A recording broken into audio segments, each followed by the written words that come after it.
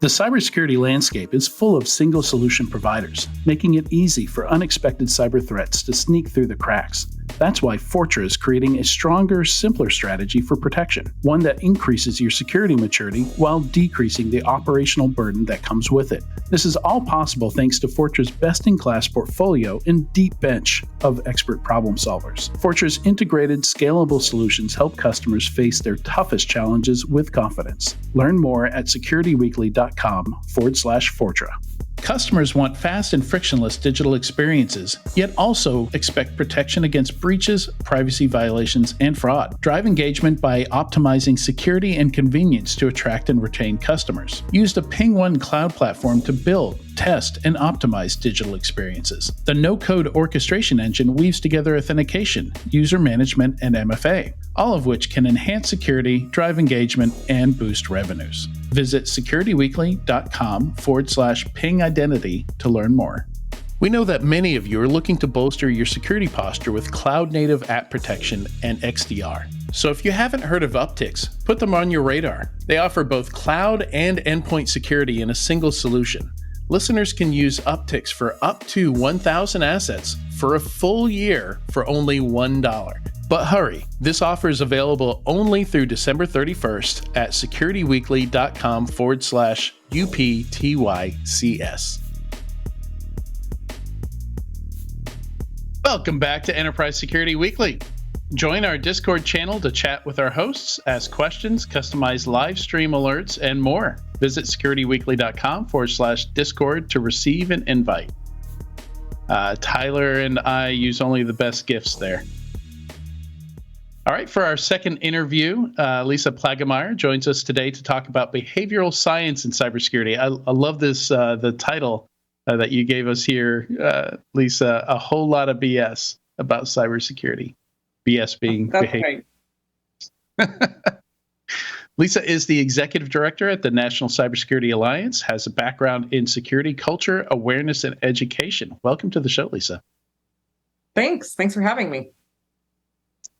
Absolutely. I think this is one of our favorite conversations here because I think it's something that, in general, I don't know, maybe security people tend to be more technical people, less social creatures. But we see and hear a lot of horror stories. We definitely see the behavioral science not applied. In a lot of security awareness products.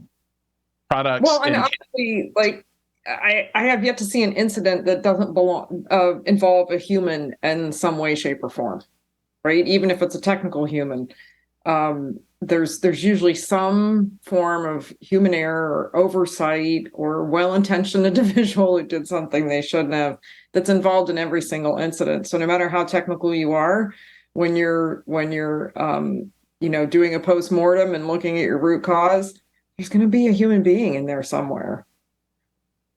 Absolutely. Like right now, there's I'm going to blank on the name of it, but there's that big 0-day event that they do every year where you can win prizes and stuff like that.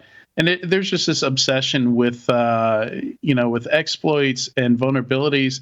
Then you look at the actual data, and pwn to own. Thank you, Tyler. And it's just so rarely used. Those kinds of things. Yeah, I mean, sure, it's low-hanging fruit if it's there, and attacker will take advantage of it, but what's always going to be there is a person, and what's always going to work in that person is some kind of social engineering, some kind of, attack that steals their credentials or something like that. Yep, that's right. Yeah, very reliable on the part of the attackers. Yeah, we are, as humans, reliably unreliable and reliably inconsistent and often irrational in some of our decision-making abilities. Yeah. We do a research study every year now called OBehave, and it's based on that behavioral science model. And what that says is that you just need three things: capability, motivation, and opportunity before you exhibit a behavior. So I have to be capable, I have to know, that's usually knowledge based. I have to know how to do something. So, for example, I know how to clean my garage. I've had opportunity to clean my garage, except when Michigan's playing football on a Saturday, but I don't have any motivation. And so my garage is still messy. So very often it's that motivation piece that really hangs people up. And if you think about all the work we do in training and awareness and how we review and review and review the content, right? We might take a lot of time choosing a vendor, reviewing the training content that they've got available before we go to launch content in our organizations, launch training modules. We've probably got somebody from HR or corporate communications who's looking at it to make sure it's like on brand for our organization. Of course, we have a security team making sure it aligns with all our policies. There might be somebody from compliance who wants to look at it too. It goes through round after round after round of review, making sure that it says all the right things and aligns with all our policies. So that's the capability piece, right? We're going to give people all this knowledge, but at no point in that review process does anybody say, hey, are our employees going to emotionally connect with this? And is it going to motivate them to change their behavior? That's just never a part of the equation. Yeah, and there have been some shockingly bad examples, like I think it was the Chicago Tribune, where they told the employees they weren't getting bonuses, and then like a week or two after telling them they weren't going to get bonuses, they used a phishing test that promised them bonuses. Like that's like how out of touch do you have to be to make a gaffe like that? Incredibly. Yeah. I mean, one of the things we learned in our research was that so because we know people are emotional, make emotional decisions, and sometimes do things that are irrational, and because we know that motivation piece is like the hardest part of that behavioral science model, we ask people how they feel about security. And we learn things like they feel frustrated, they feel intimidated, they worry about being victimized. And then when you layer on there a phishing email like the one you're describing, which was really kind of cruel, or some of the simulated phishing emails that were sent at the beginning of COVID, before there was a vaccine available, like click here to see, how to get your vaccine. Things like that really took advantage of people's emotional vulnerabilities. Now, I know that you can argue that those are the right thing to do because those mimic what the bad guys are doing. But at the same time, it's incredibly demotivating to your employees. If they hate the security team, if they're frustrated, if they're intimidated, if they've seen one too many pictures of hackers in hoodies, and they're just kind of up to here with the whole thing, then that's just incredibly demotivating. And you want engagement. You want a relationship with the security team and your employees, right? You want people coming to you asking, we want security by design, then that means that we've got to be involved in the beginnings of projects, not at the end, like, oh, gee, somebody from security should review this thing we're doing, this product, this service, this process, whatever. And we complain that we get brought in at the last minute. But, I would argue that a lot of us aren't doing enough sort of outreach to the employees in our organizations in a way that doesn't feel intimidating or frustrating or any of these things that people told us that they already feel when it comes to cybersecurity. Well, and it seems to me that like if we put this on a number scale, the outcome of your security awareness campaign isn't necessarily, the extent of that number scale isn't 10 to 0 or 0 to 10. It's like 10 to negative 10. Like you can do more. You can make people hate you. Yeah. Yeah, you can do more. Like the worst outcome isn't that, oh, they didn't get any better at our program didn't make them any better. You can do some real damage, right? I imagine. Yeah, I mean, actually, when I first was recruited into security I was working at ADP in marketing, and we'd been doing thought leadership on security topics. This was an automotive division of the big payroll processor and human resource company. And so I was getting familiar with all the topics and the issues that were facing the auto industry. This was like the early days of the connected car, like when the G-Pack happened and things like that. And we were getting spun off from ADP. And so the chief security officer came to me and said, I want you to join the security team. And I kind of looked at him like, I'm not technical at all. Like I have a, cursory understanding of this stuff, just enough to regurgitate it when we do like workshops for customers or thought leadership, speaking engagements, articles, things like that. And and I said, what in the heck would I do on the security team? And he said, well, I need somebody to write board presentations because this is, now that we're not part of ADP anymore, like we have to form our own security group and we'll be reporting directly to our own board, and help with, incident communications and things like that, crisis comms. And oh yeah, we need a training and awareness program. And I said, what's that? And he said, that stuff that ADP makes us do once a year. And I said, I don't want to do that. People hate that stuff. So Yeah. he said, fine, if you want to do something interesting, then, come up with something really creative and we'll get the budget. And we did. And that was really the important thing. Like, that's what got me off to the races, was realizing that we're trying to find relationships with people all around the company. And some of the tactics that we used were kind of off the wall, but I remember getting, Slack messages from people saying, hey, I think we have an incident we need to report. And because of that message you sent or those videos you did, that were highly entertaining, like, I thought I'd better tell somebody about this, because you're trying to form human relationships with people and get them to advocate for the company. And guess what? Most employees really don't care that much about your company's data or or whatever it is you're Right. trying to protect. So, Right. You said something that I think is really important early on. You said humans are reliably unreliable, and this is one of the things that really annoys me when I hear things like humans are the weakest link and things like that, because that should be part of how we design our systems, right? Like we Right. already know Yeah. what the outcome is going to be, and at the same Yep. time, we know we can't put 100% of our employees through training 100% of the time before they ever use our systems or have access to data. So I would think, designing security around people, employees Right. attached to your business, you have to assume some level of failure, is always going to occur, some percentage of failure, which is why, I think that's a good argument for not running the the COVID scam or the we're going to give you a bonus scam, like doing some of the more ethically questionable phishing tests here, because something's going to work against them, and you just have to be prepared for that, right? Right.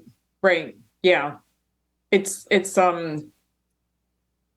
yeah, I think the biggest problem with those simulated fish that are kind of cruel are that they just don't acknowledge that we're all in this kind of together, right? It's an us versus them. It's hey, we're the security team and we know what we're doing and you don't. And I think that's what isn't good for the relationship with the rest of the companies, the rest of the employees in your company.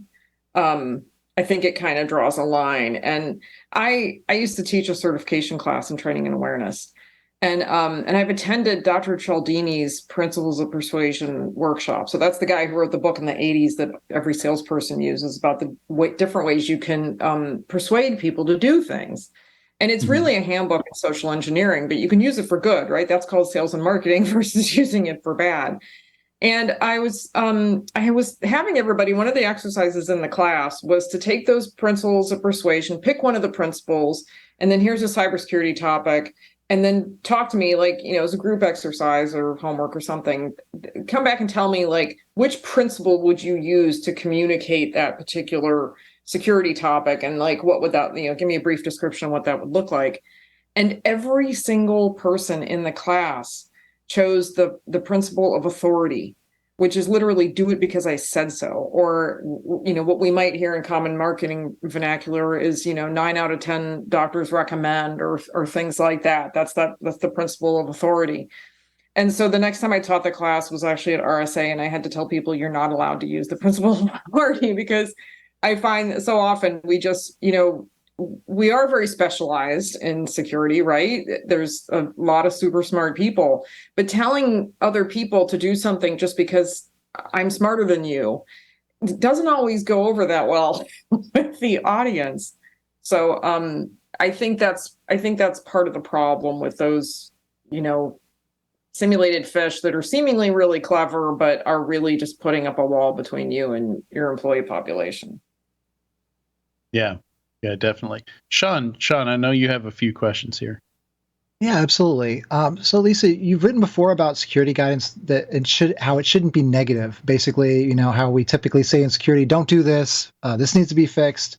How do you think, as an industry, that we can better communicate with people about these things? So I think, we often complain that people want convenience and they want speed and they want things to be easy. And we talk about that like that's the enemy of security. And I really think it's just in the words that we use. It's how we package it. It's the spin, if you will. So things like multi-factor authentication are incredibly easy to do, right? So we should talk about the ease and convenience, especially if I get a push notification authenticator app on my phone, I've got facial recognition, like boom, right? I'm in. Like it's super, super simple and it's very quick. Another example, my password manager can create, if I'm creating a new account somewhere, I'm changing a password, it can create a long, complex password that meets all the rules of whatever that site is, a whole lot faster than I can, right? It can populate when I've already got a website, an account loaded into my password manager. It can populate my credentials a whole lot faster than I can. So it's just I think we just need to change the language that we use in some cases when we, if we accept the fact that people feel intimidated by this stuff and they feel a little frustrated, according to our research, then we should be using words like quick and easy and simple. And one of our some of our language this past October for Cybersecurity Awareness Month, we're the co-founders of Cybersecurity Awareness Month along with CISA. Some of our language was around like, it's easy to stay safe online. It's easy to do this. It's easy to do that. It's quick. It's simple. It's efficient. And we got a little bit of backlash from security professionals on Twitter in the first couple of days of October saying this stuff isn't easy. This is really hard. Well, if you tell people like my mom or my kids that this is hard, they're not going to do it, right? They're not going to make the behavior change that we want because you've just told them this is really complicated and this is really hard. And so what do we have? We have people that are intimidated and frustrated and scared. And we have ourselves to blame, right? But pictures of hackers in hoodies, language is very militaristic, threats and defenses, and the way we talk about security, and it's all very complicated and we're very smart because we understand it and you don't. And so we kind of have reaped what we've sown, right? We if you haven't made something attractive, it's no wonder that people aren't attracted. So if we want people to change their behavior, we got to make it sound good. We have to make it sound like you're going to feel so much better if you do these things. This is going to be convenient. This is going to make your life easier. You're going to sleep better at night. You're not going to worry as much about these things, right? You're not going to be frustrated by that password manager. It's going to make your day go faster. Like, right.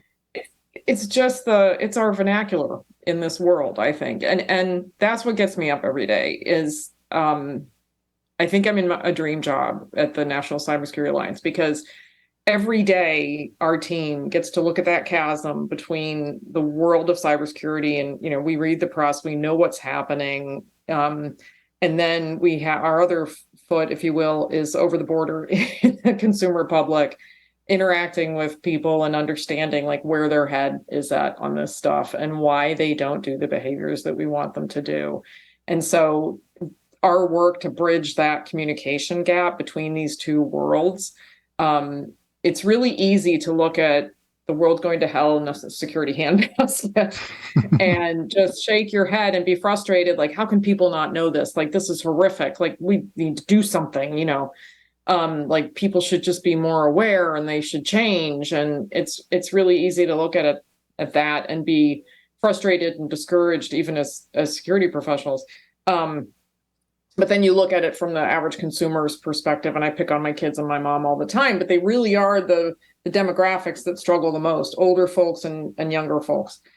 And a lot of us of working age find ourselves taking care of the technology needs of our kids, trying to keep our kids safe online, and then our aging loved ones as well, right? We get the call from mom, well, I clicked on this thing that I maybe shouldn't have, and my computer's acting weird. And so understanding their struggles and being empathetic to that, and then, having solutions that sound more, instead of, victim shaming, having solutions for them that are easy to do and are convenient and will give them peace of mind. Like, that sounds a lot more inviting than talking about, this image and conjuring up this image of a hacker in a hoodie and somebody out to get me 24/7. And I'm just right.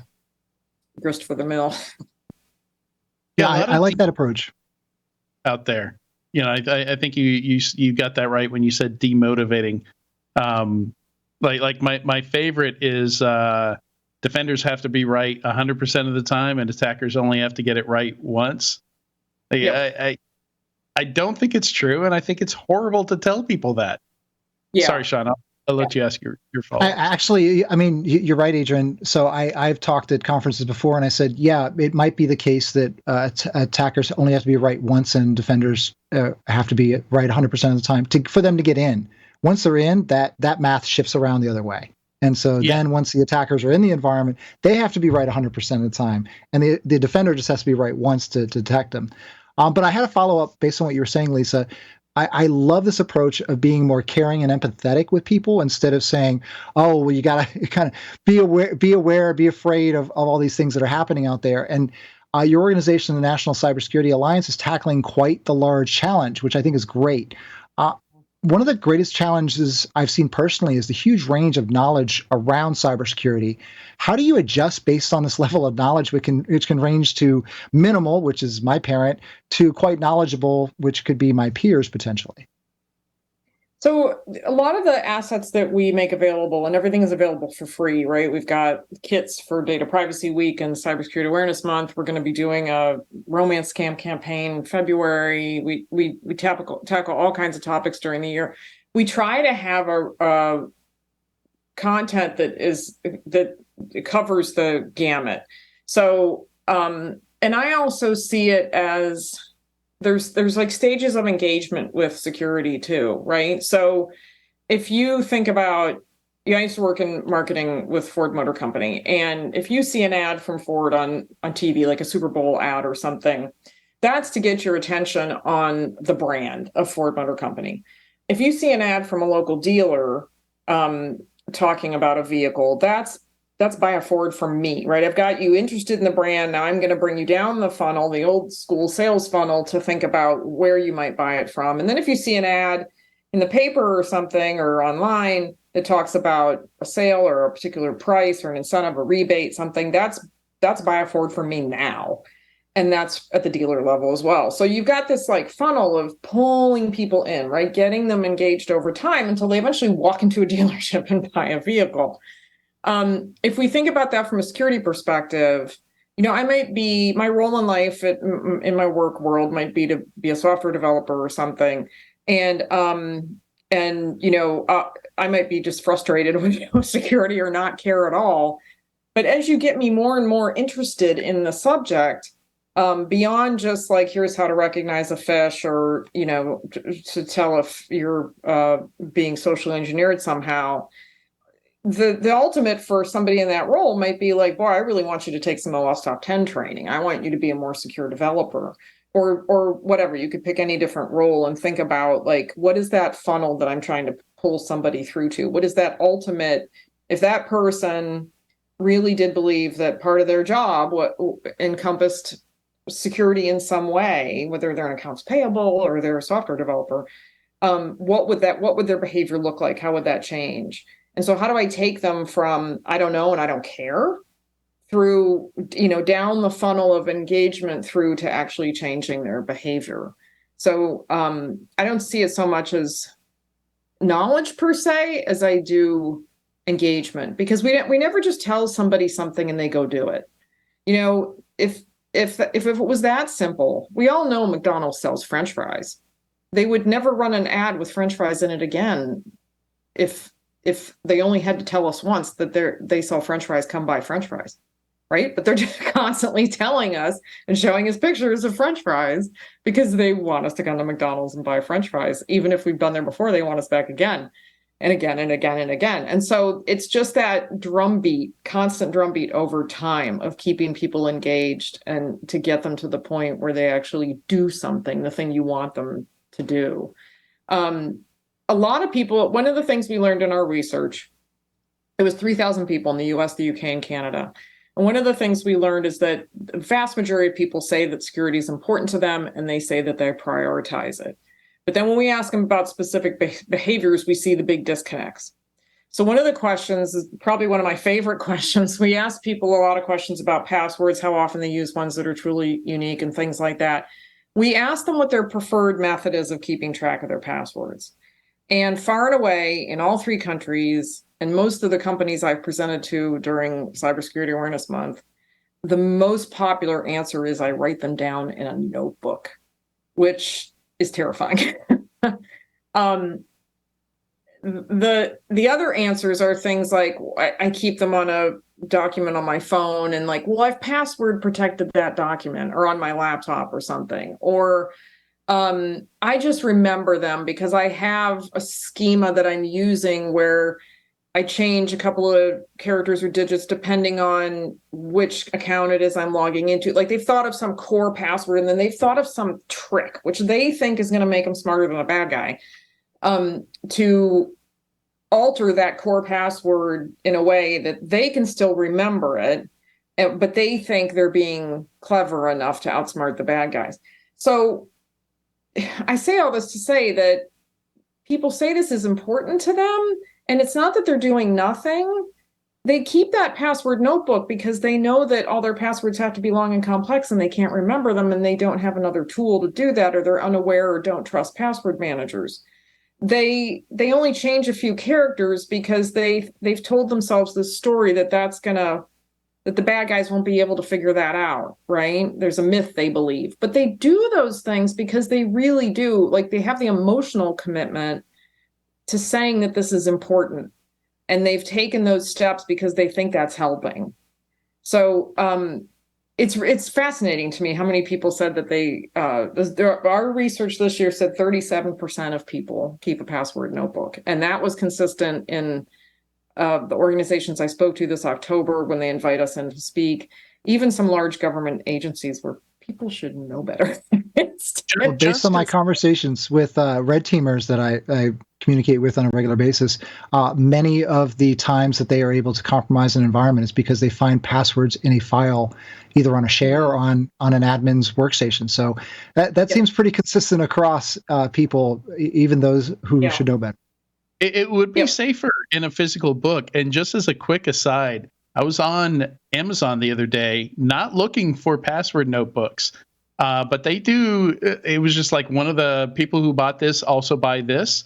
And one of them, like, there's a whole business of these password notebooks, credential notebooks that are designed to look like Office Depot. Yeah. It's like the cat, the dog, birds, like they have all these, as if that's hiding the fact that it's a password notebook. And some of them have I take your point that views on them. I take your point that like the physical access, seems like it's a remote possibility that somebody would get a hold of it physically. But what I don't like about it is the recovery.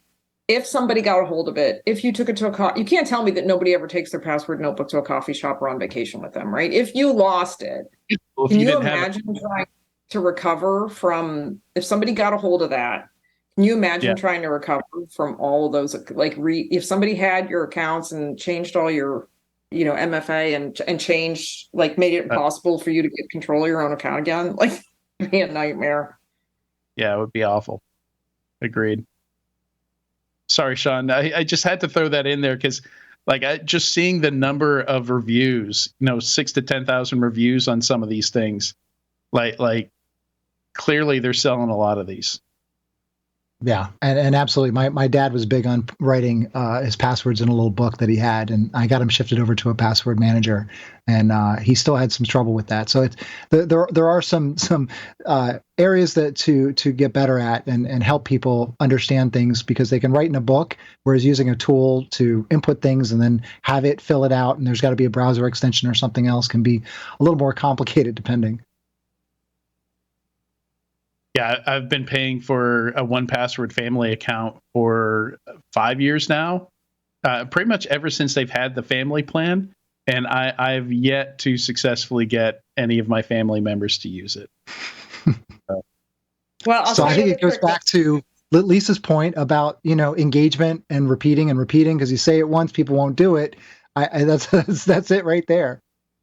So our trick was when our kids went away to college, we changed the Netflix password, and we said that, and it took like an hour for the text to come, like, "Hey, Ma, what's the new Netflix password?" And we said, "Well, if you want it, it's in that LastPass thing that we had you install on your phone that you're not using." That is brilliant. I love that. The other thing I tell people a lot is, I think people have this impression that they have to lose like a whole Saturday afternoon sitting down and putting everything in there. You know what? Put 5 or 6 important financial services accounts in there, and then just install it in your browser and let it run.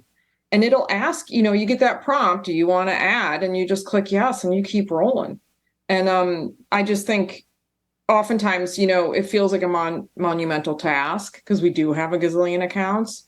And if we can bring it down to size and say, you know what, something's better than nothing. And that's another thing that a lot of security folks struggle with, is we really want people to do everything they need to do, right? Well, sometimes it's better just to get people to take the first step and to do something instead of doing nothing. Yeah, I think often as an industry, we try for that 90, 95, 100% solution, when really if we can make it 40% better or 50% better, that is monumentally better than what it was before. Yes. If you can stop using the same password for your bank account that you use for Facebook, that's one step. The next step is using something where you could use a better password through something like a password manager. Absolutely. Yep. So, Lisa, you've described your current job with the National Cybersecurity Alliance as a dream job. I want to cover a little bit about like what your role is there and what the mission of the National Cybersecurity Alliance is, and what you do there. So I guess we're most known for being the co-founders of Cybersecurity Awareness Month, along with CISA. But our mission stays, we've been doing that for around 20 years now, but our mission is to empower a more secure, interconnected world. So it's really around education, whether it's small businesses. We have a program called Cybersecure My Business, or awareness campaigns like Cybersecurity Awareness Month in October, Data Privacy Week coming up in January. We're doing some work to close the workforce gap and to improve diversity in cybersecurity. We have a program that we call See Yourself in Cyber. It's a program working with historically Black colleges and universities. And we have, as part of that, we have on-campus events that are like little mini security job fairs. And then we also have a mentorship program that anybody can sign up to be a part of. If you go to staysafeonline.org, under programs and events, you'll see the HBCU career program, and there's instructions there on how to sign up to be a mentor. So we're asking people just to give an hour a month of their time to mentor a young person who's interested in a career in security, privacy, or risk. And we've got quite a few people that are in there having meetings every day with their mentees. So that's really cool to see. And then we're going to add a scholarship. We've partnered with One in Tech Foundation, which is an arm of ISACA, a nonprofit ISACA started to give away some of their money. It's a foundation, and we've partnered with them to add a scholarship aspect to our HBCU program. So we're pretty excited about that. That's brand new. But it's mainly most of our programs all revolve around educating people. So I talked about people like my kids and my mom, and we have a series on our YouTube channel called Mom Don't Click That, which is a video series that I made in my last role when I was on the board of the NCA, and we donated them to the NCA. And it's a series of interviews with security professionals and their aging parent, and a comedian who's since been on Colbert. He moderates the conversation, and it's super cute. It gives you a lot of empathy for that older person and their struggles with security. Some of them are success stories. Some of them are pretty funny stories that could have gone all wrong, but didn't. And those are nice to share with like your aging relative, because it's, they're hearing a story from somebody else, their same demographic. We've got animations, we've got animated infographics. The biggest cohort we have in our database are people running training and awareness programs at organizations all around the world.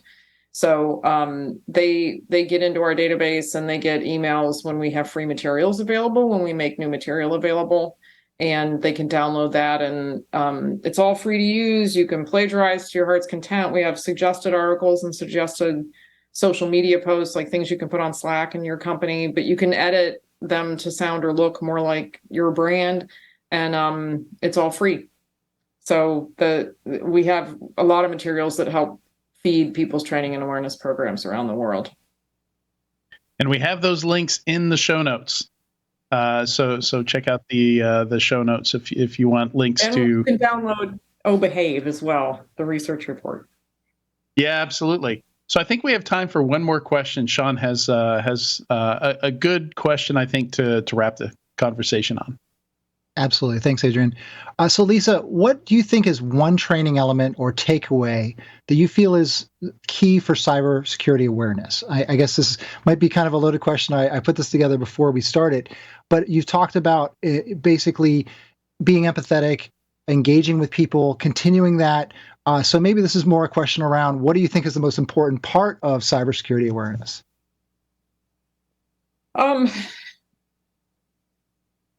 A lot of it is that language of making it sound like something you want, not something you hate. Right.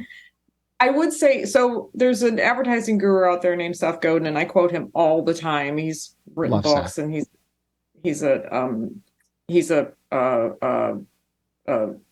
just a thought leader in the space. And one of my favorite quotes from him is, "Facts don't change people's behavior, emotion changes people's behavior." So when you spend all your time getting your facts right in your training and awareness program, but you don't spend time thinking about what the emotional appeal is, how you're going to connect to people, are you using storytelling? Are you using humor? What are you doing that's going to want to make people read beyond the headline, beyond the title, beyond the subject line of the email? Like, why should they keep reading? Why should they engage? Why does this matter to them?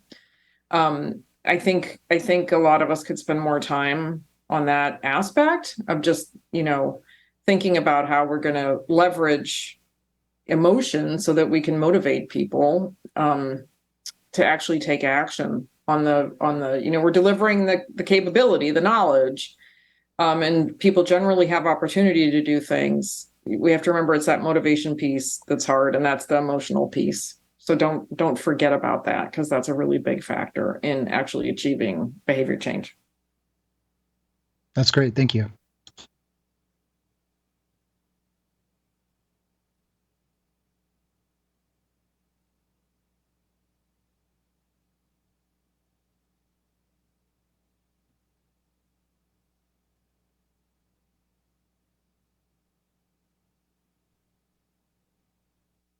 Mm-hmm. Yeah, for those of you that are on the audio, you get to see Adrian mouthing words left and right, and no sound is coming out. But I think he fixed it, and his face says it all. So cut back to him. His face says it all. Let me. Yeah. So my excuse is I got the flu pretty bad, influenza A, and it's left me with a lingering cough. So I'm often clicking the mute button here, and that this was the one time I forgot to unclick it. Adrian, I can't let this go. Adrian, is that the Canadian flu? The Canadian influenza. flu. Yeah, influenza A. Oh my God. Wow. And on that note, Lisa, thank you so much for joining us on Enterprise Security Weekly today. It's my pleasure. I almost got through it without screwing up, but you were fantastic. Lots of good actionable advice. Some great links for people to follow up on. I think I'm going to check out the mentoring thing. I love opportunities to mentor and to talk to people about security. I go talk to the high school. Actually, near me has a cybersecurity class, and I go talk to that class every semester. So great stuff. I urge other folks, if you have stuff to teach, do some kind of volunteering, do some kind of mentoring here, because there's a lot of myths out there that need your help to fix those and correct those. So thank you again, Lisa, and we'll be right back in a few moments with the weekly enterprise news.